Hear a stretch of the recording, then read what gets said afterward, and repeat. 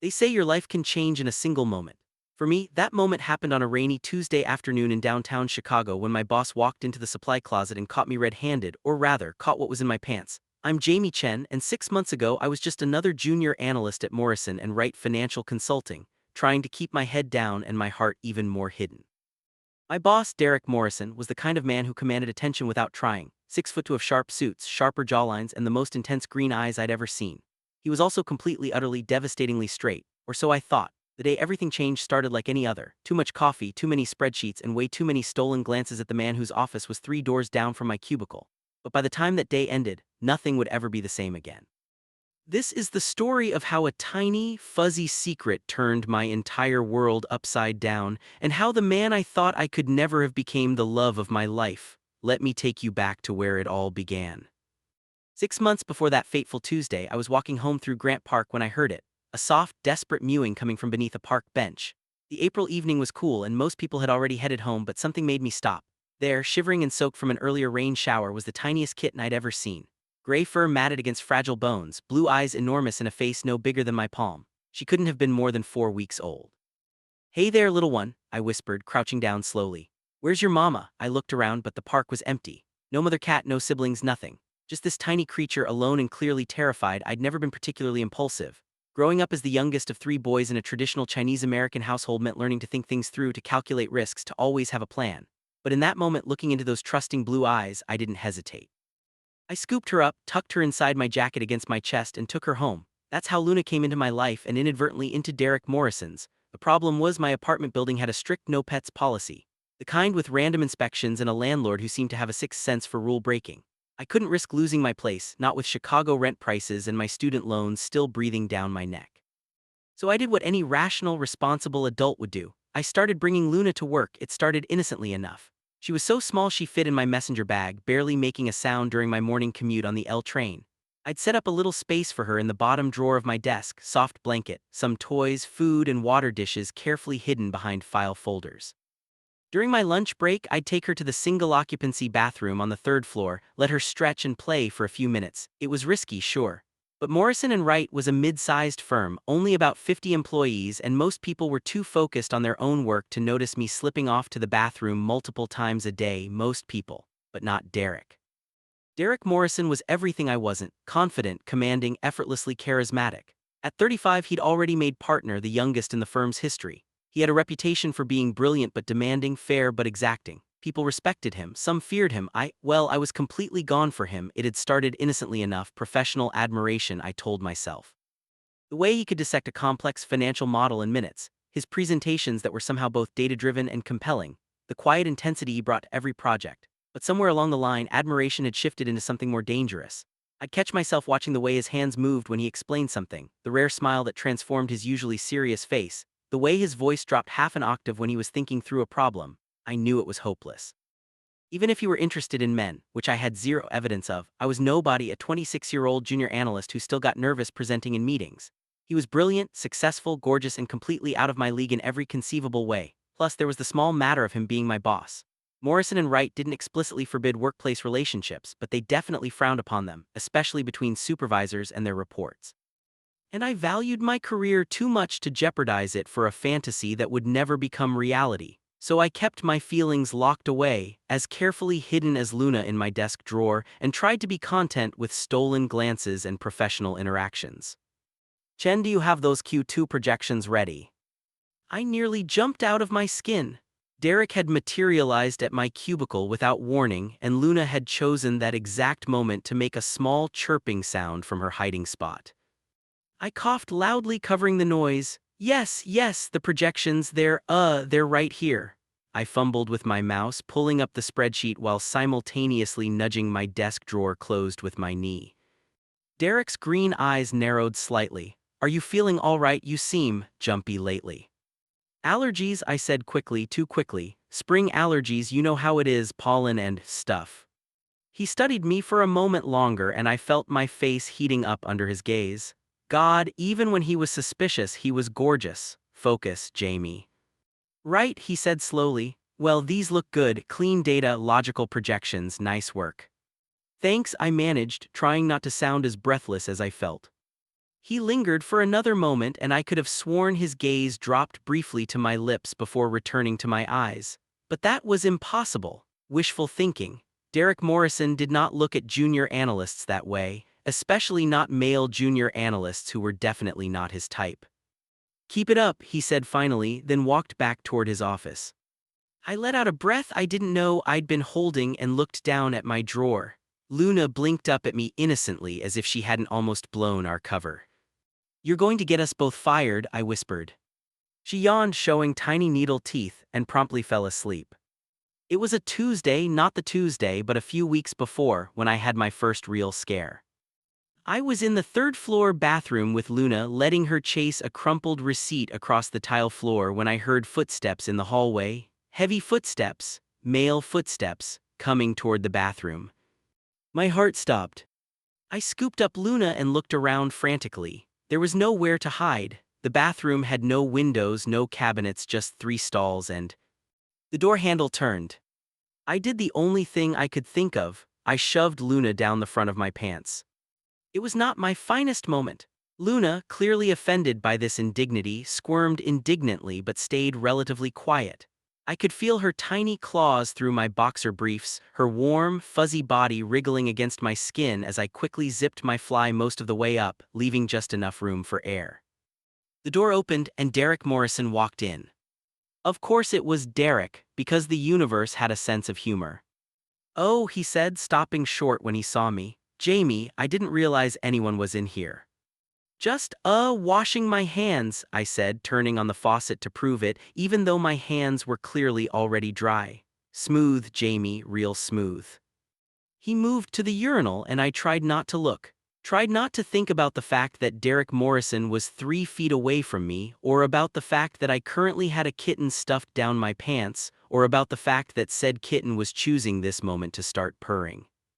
The purring was soft, but in the quiet bathroom it might as well have been a jet engine. Derek's head tilted slightly and I saw his expression change in the mirror. Confusion, then something else. Curiosity, maybe. "Do you hear that?" he asked. "Hear what?" I said, my voice hitting a register I hadn't accessed since puberty. Luna chose that moment to shift and I had to suppress a very undignified squeak. Derek turned to face me fully and I saw his eyes track down, then back up. His eyebrows rose. "Chen, are you," he started, then paused. "Are you okay? You're standing very stiffly." "I'm fine," I practically shouted. "Perfectly fine, just, back pain from sitting all day, you know how it is, office work, very sedentary, bad for the posture." I was rambling. I always rambled when I was nervous, and right now I was approximately 1 second away from a full-blown panic attack. Derek's eyes narrowed, but then his phone buzzed. He glanced at it, frowned, and shook his head. "I have to take this," he said. "But Chen." "Yes." "Take care of that back pain, maybe try some stretches, or," he paused, giving me an odd look, "or whatever it is you need to do." And then he was gone, leaving me alone with a kitten in my pants and the absolute certainty that my boss thought I was the weirdest person alive. Luna chose that moment to poke her tiny head out of my waistband, looking thoroughly unimpressed with me. "Don't judge me," I whispered, "this is your fault." She meowed, a tiny, accusatory sound, and I couldn't help but laugh, even though I felt like I might cry from sheer stress. That was the moment I knew I couldn't keep this up much longer. Something had to give. Either I had to find a new apartment that allowed pets, or I had to find a new home for Luna, or I had to. But I couldn't finish that thought, because the truth was, in just a few short weeks, Luna had become family, and I'd already lost too much family in my life to give up on her now.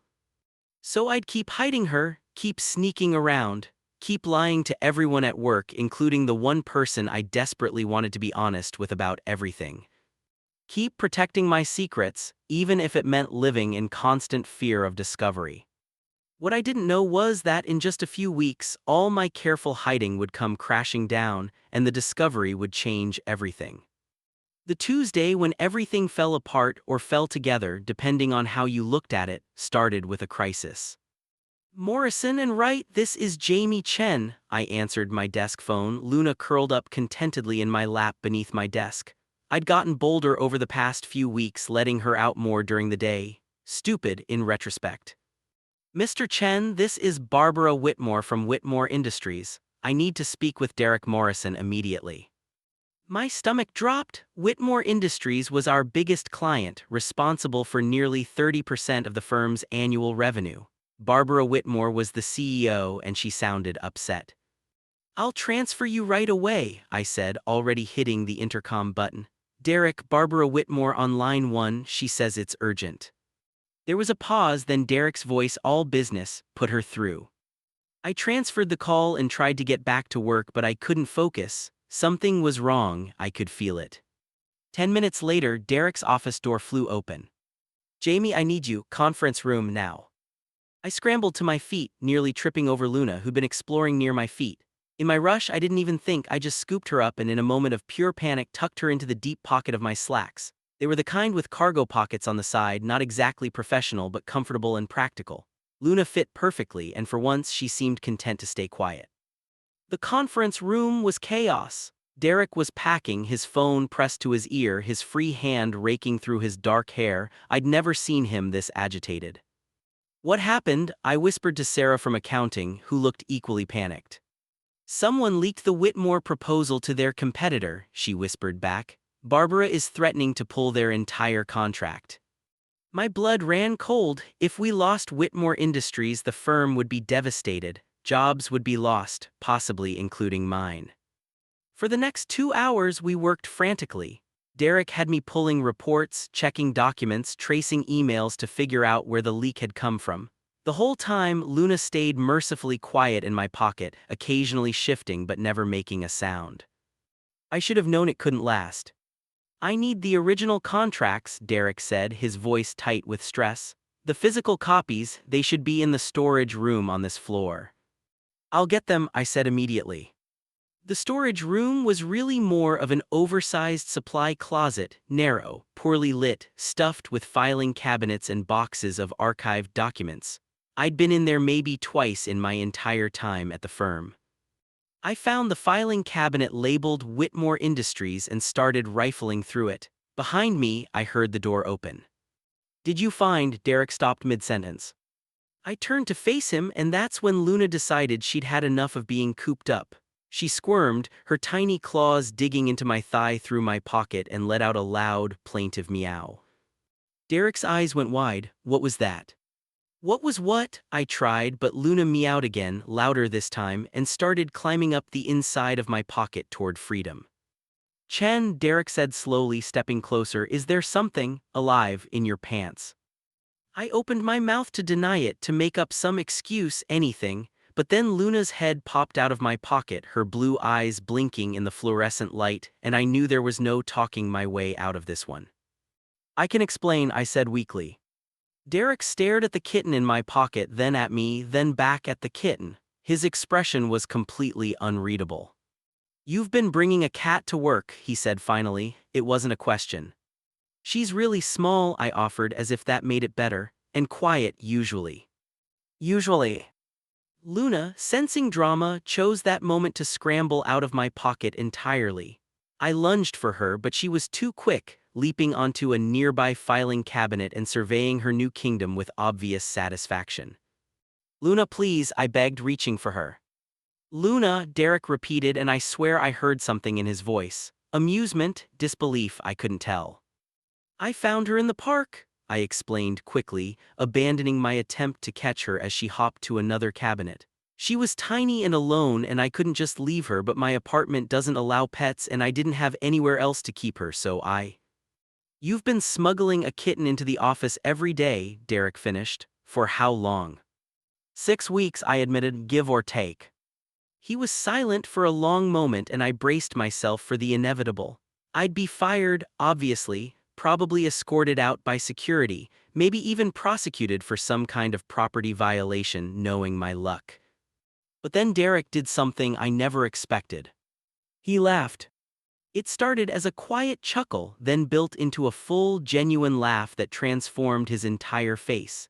His eyes crinkled at the corners, his shoulders shook, and for the first time since I'd started working at Morrison & Wright, I saw Derek Morrison actually, truly relaxed.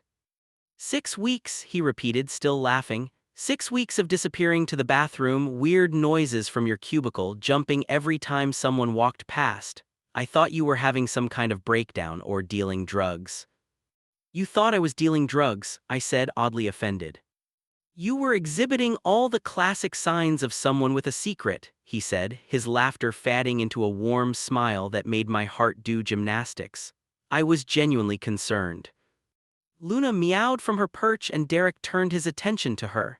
He approached slowly, extending one hand, letting her sniff his fingers before gently scratching behind her ears. She purred immediately, the little traitor rubbing her head against his palm. She's beautiful, he said softly. What breed? No idea, I admitted, moving closer to stand beside him. We were close enough that I could smell his cologne, something woodsy and sophisticated. She was a stray. And you saved her? He glanced at me, something unreadable in his eyes. That's really kind, Jamie. It was the first time he'd used my first name outside of a professional context, and the way it sounded in his voice made my breath catch. I couldn't just leave her, I said quietly. No, he agreed, you couldn't because that's who you are.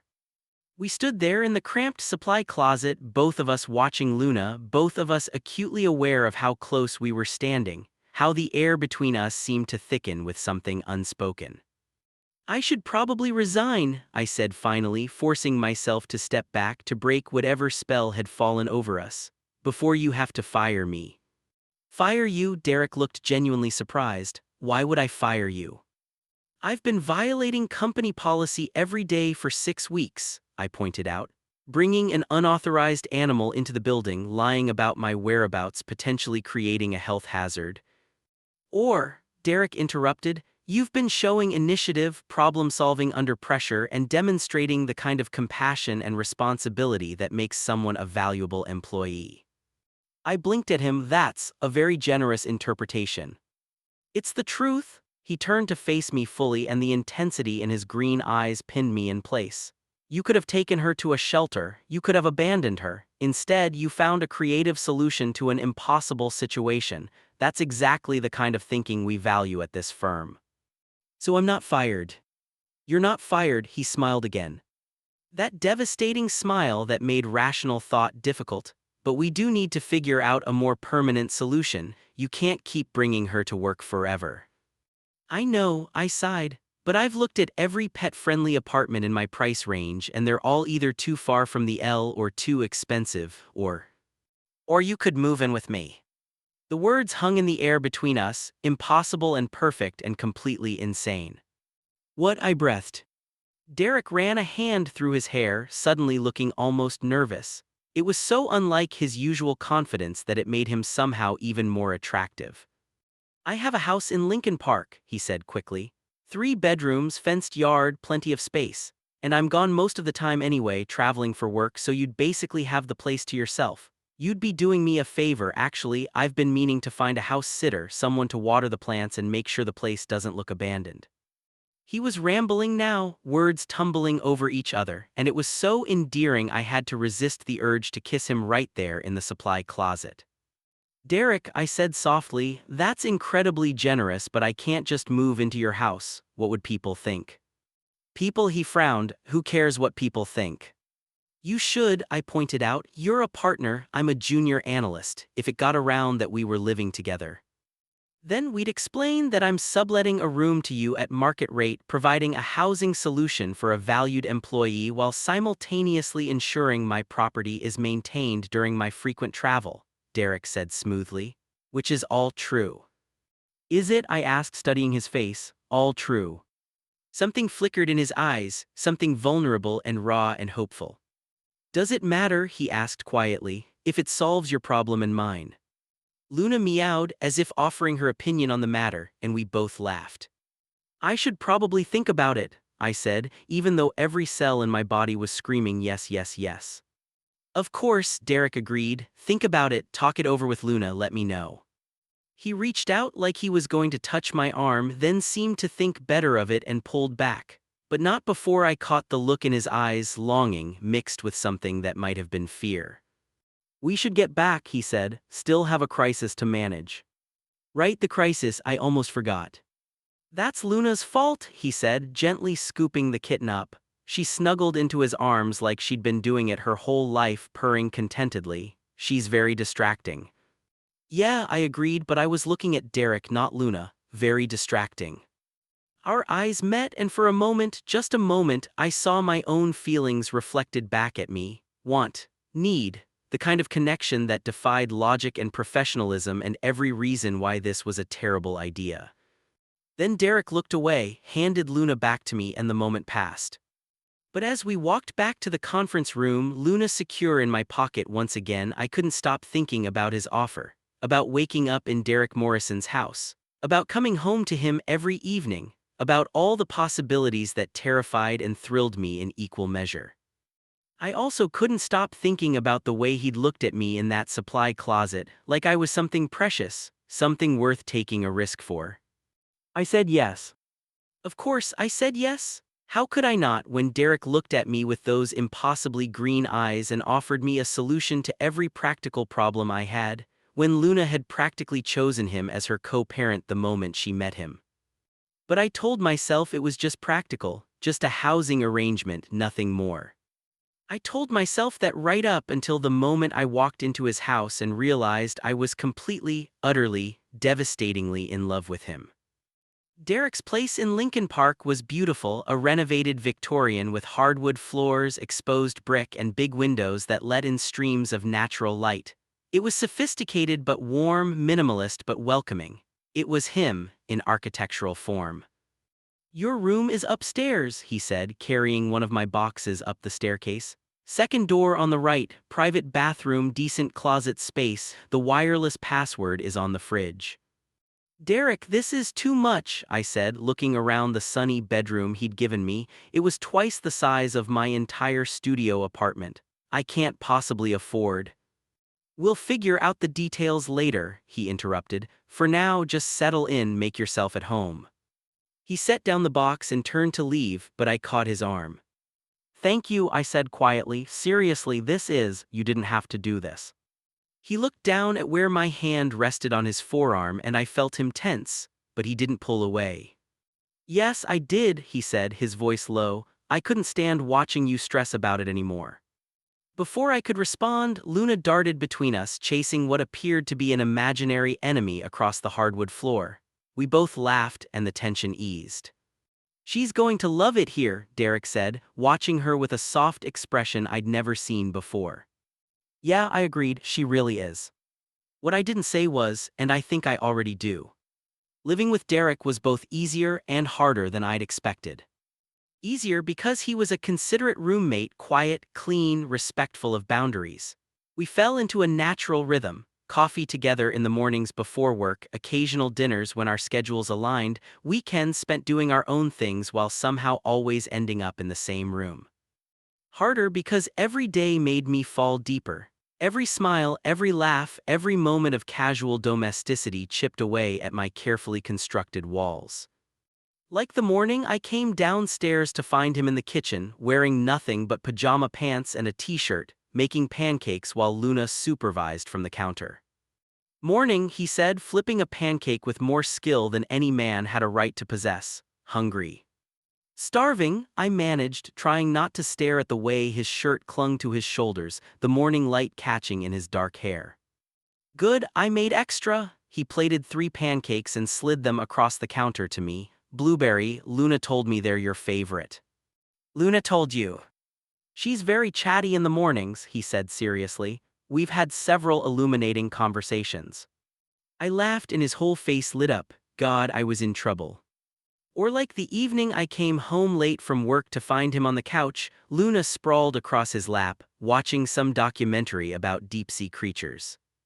Rough day, he asked, pausing the show. Client from hell, I sighed, dropping onto the other end of the couch. Wanted us to completely redesign their portfolio based on a horoscope. Derek snorted, Mercury in retrograde. How did you know? They always blame Mercury in retrograde. He shifted and Luna protested sleepily before resettling. Want to talk about it? Not really, I hesitated then added, but sitting here is nice. We watched the rest of the documentary together and I tried not to think about how right this felt, how easy, How I could imagine doing this every night for the rest of my life. 3 weeks after I moved in, everything almost changed. We'd both been working late at the office finishing up the Whitmore proposal, which, miraculously, we'd saved. Barbara had been impressed with our quick response and thoroughness, and the contract was secure. Drinks to celebrate, Derek suggested as we packed up our things. There's a good whiskey bar a few blocks from home. Home, he said it so casually, like it was both of our home, and my heart squeezed. Sure, I said, that sounds perfect. The bar was dimly lit and intimate, with leather booths and jazz playing softly in the background. We claimed a corner booth and ordered whiskey neat for him and old-fashioned for me. To not getting fired, I toasted, raising my glass. To taking risks, Derek countered, his eyes holding mine in a way that made me feel like we weren't just talking about work anymore.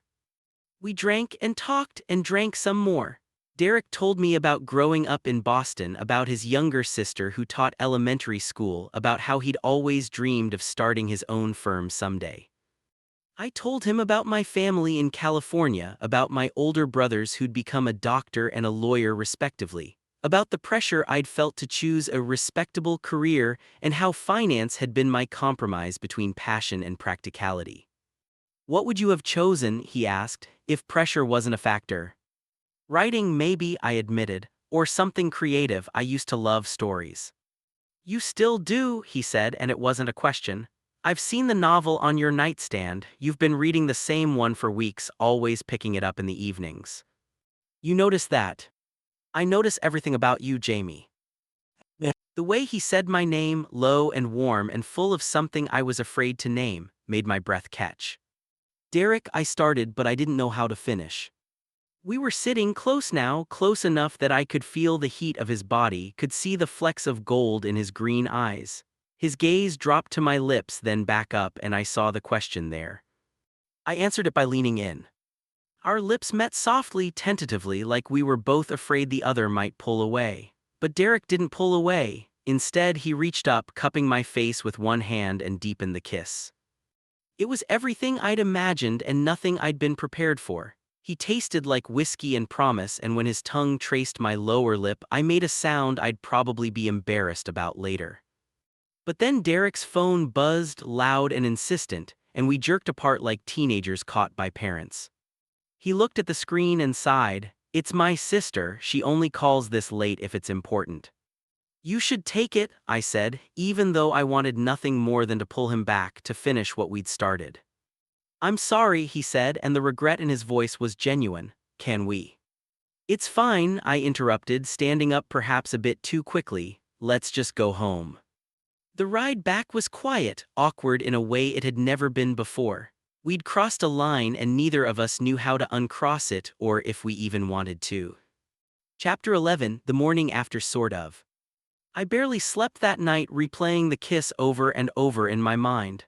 The way Derek had tasted, the way he'd touched me, the heat in his eyes. But also the fact that he was my boss, that we lived together, that this could complicate everything.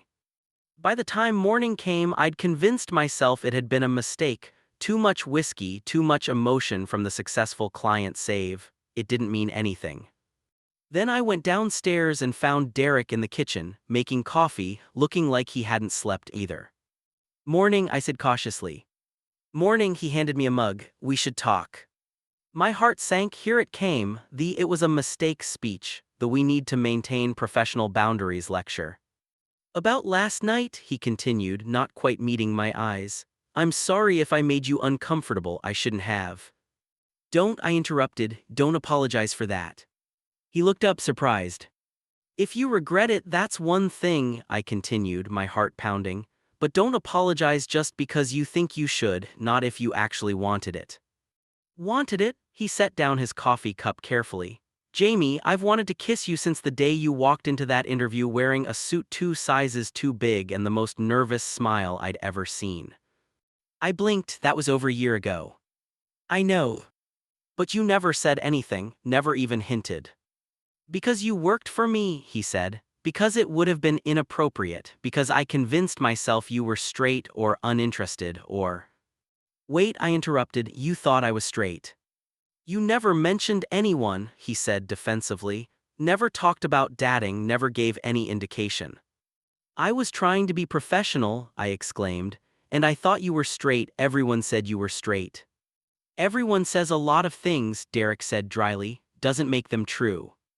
We stared at each other and then, impossibly, we both started laughing. The tension broke like a snapped rubber band, leaving behind something lighter, freer. So, I said once we'd both caught our breath, what now? Now, Derek said, stepping closer, I'd like to kiss you again, properly this time, without whiskey or work stress or phone calls interrupting if you want that too. I really, really want that too, I breathed. He smiled, that rare, genuine smile that transformed his whole face, and leaned in. This kiss was different from the one at the bar, less desperate, more certain, a promise instead of a question. When we finally broke apart, Derek rested his forehead against mine. We're going to have to tell HR, he murmured, disclose the relationship. I might have to transfer your oversight to another partner. I know, I said, I don't care. People might talk. Let them. It could get complicated. Good, I said, pulling him back for another kiss. I like complicated. Luna chose that moment to jump onto the counter between us, meowing indignantly at being ignored. We both laughed and Derek scooped her up. What do you think, Luna? He asked seriously. Should I date your dad? She purred and head-butted his chin, which we chose to interpret as approval. They say your life can change in a single moment. For me, that moment was in a supply closet with a kitten in my pants and my boss looking at me like I was the most fascinating puzzle he'd ever encountered. 6 months later, I'm standing in that same supply closet, now converted into a proper storage room, thanks to Derek's influence with building management, with Derek's arms around me, Luna supervising from a newly installed cat shelf. Think anyone will notice we've been gone for 15 minutes, I murmur against his neck. Absolutely, Derek says, but he doesn't let go. Sarah from accounting has a betting pool going on how long we can make it between public displays of affection. How much are we talking? Last I heard, $300. I pull back to look at him. We should get a cut. He laughs and kisses me, soft and sweet, and I think about how far we've come.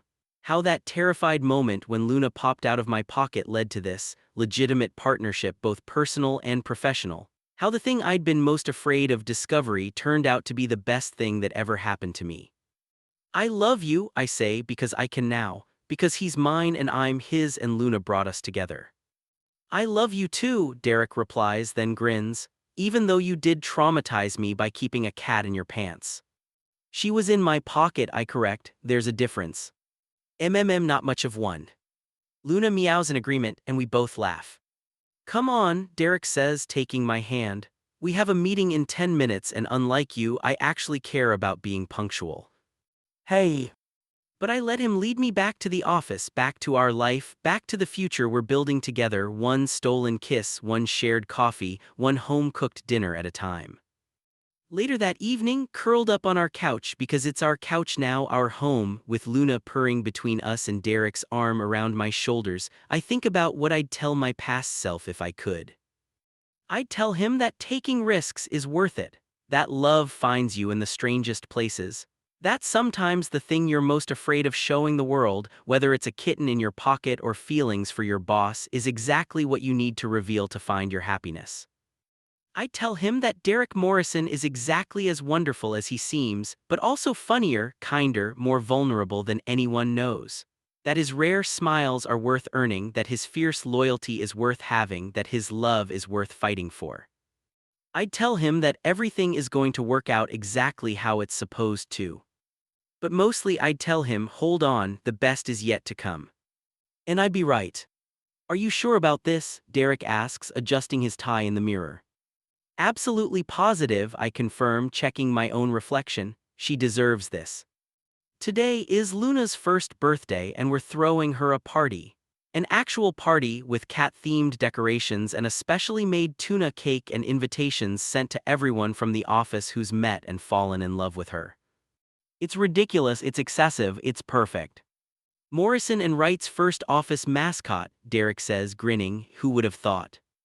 Everyone loves her, I point out, Even Barbara Whitmore asked if she could include Luna in her company newsletter. I'm pretty sure Luna is more popular than both of us combined. Definitely more popular than you. Derek catches me around the waist, pulling me close. Watch it, Chen, I'm still your boss.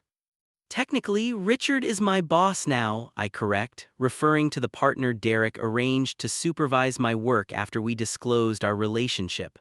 You're just the guy I sleep with. Just the guy, he raises an eyebrow. The devastatingly handsome, brilliant, generous man I sleep with, I amend, better. Much. He kisses me, soft and lingering, and I think about how natural this has become.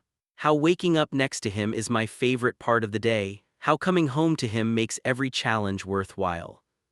The doorbell rings, signaling the arrival of our first guests, and Luna tears through the living room at top speed, ready to greet her public. Here we go, Derek says, squeezing my hand. Here we go, I agree. As we walk to answer the door together, Luna racing ahead of us, I smile. Because this messy, beautiful, unexpected life is everything I never knew I wanted. All because I couldn't resist those blue eyes in the park. All because Derek couldn't resist the mystery of what was in my pants. All because sometimes the best love stories start in the most unusual places. And live happily ever after anyway.